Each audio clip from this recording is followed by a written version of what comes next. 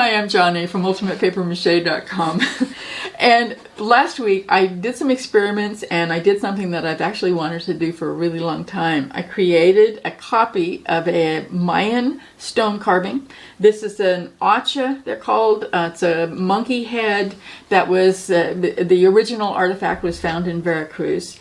I really hope that even if you don't happen to want a copy of a Mayan artifact, I hope that you'll stick around and watch the rest of this video, because there's a lot of ideas in this video that I've never shown anywhere else, and we're going to be able to use these methods on a lot of other projects in the future.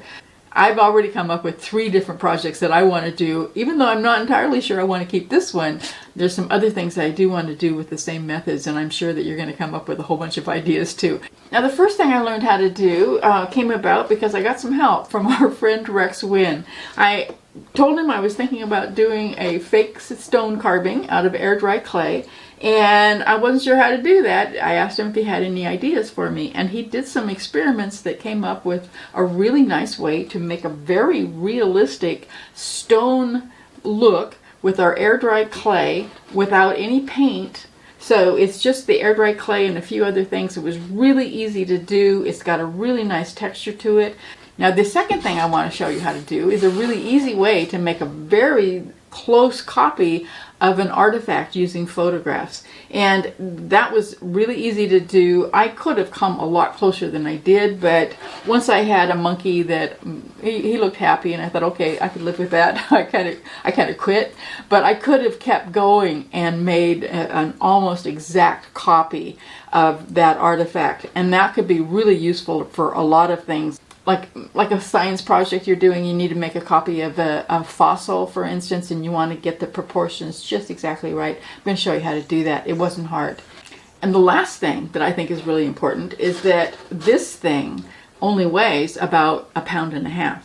It's really, really light. So if you wanted to make a really big sculpture and you don't want it to weigh very much, I'm highly recommending that you do it this way. So I'm just going to stick it on my wall with a couple of command strips, and that will hold it just fine. Now, the first part of the process, of course, was to get all of the shapes and all the proportions right. So let's start with that first. I showed you in a previous video how you can create a pattern for the inside of a 4-legged sculpture using a photograph and a grid.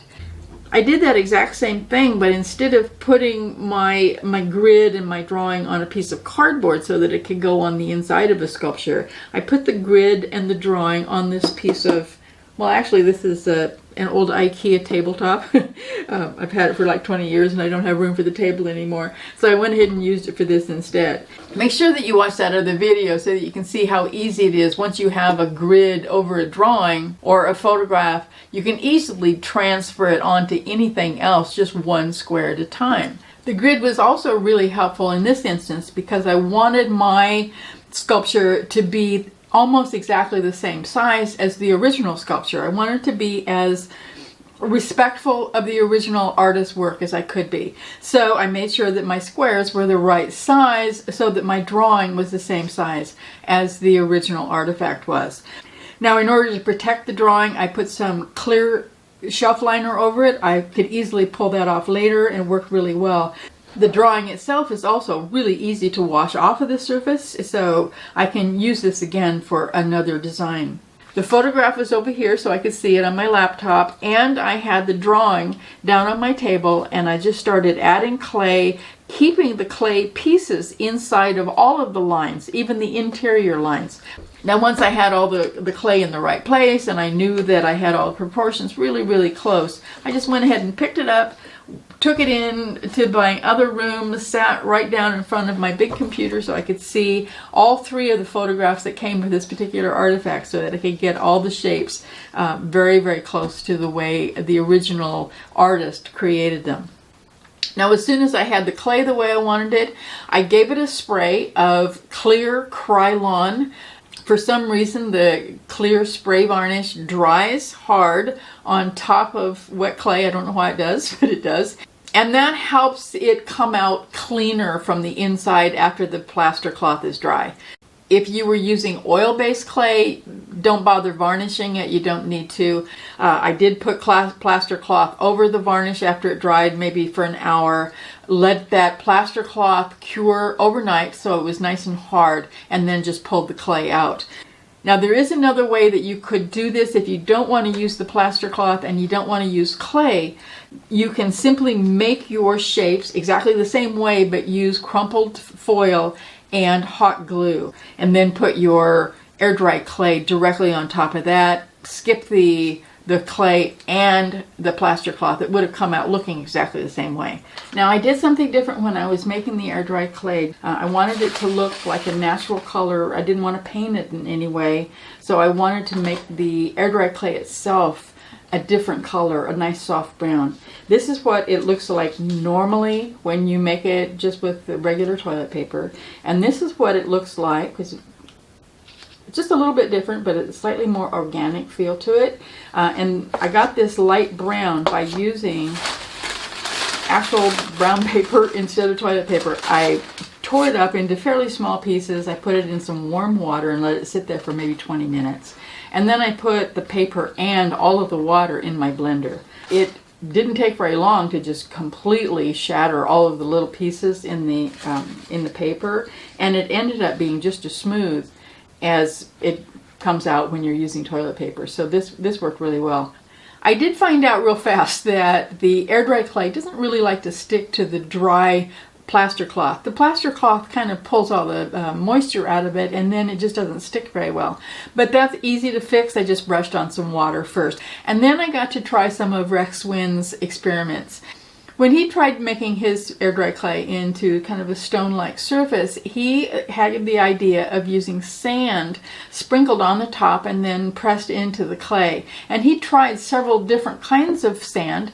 I just happened to have some yellow tone sand for no obvious reason that was down in the basement. I can't remember what it was ever bought for, but it was down there and it was exactly the right color. So I put the air dry clay on the plaster cloth in a very thin layer, and then before it was able to get dry on top, that was really important, it was still damp on top, then I sprinkled some sand on it. Having the sand on there not only created some texture, but it also gave me a variation in color without having to try to paint the rock.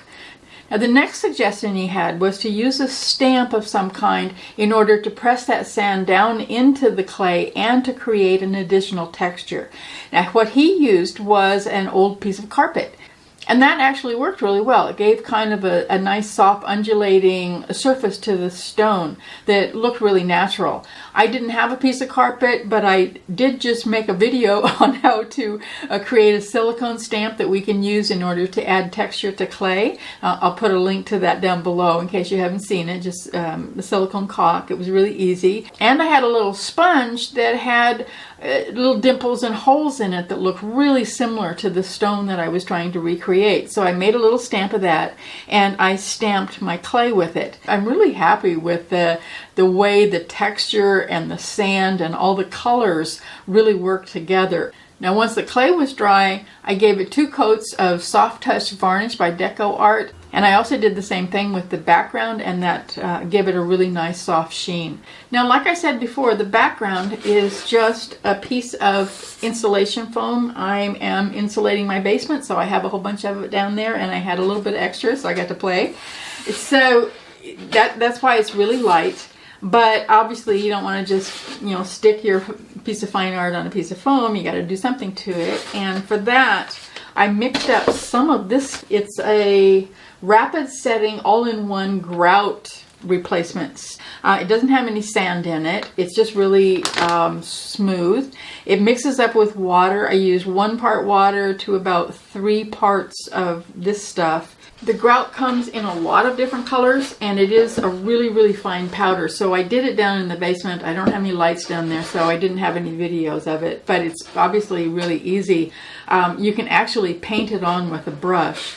It goes on really fast. What I did was to use this thing. I don't even know what it's for. It came with some silicone spatulas that I ordered. I guess it's for getting maybe the ketchup out of the bottom of the bottle or something, I don't know.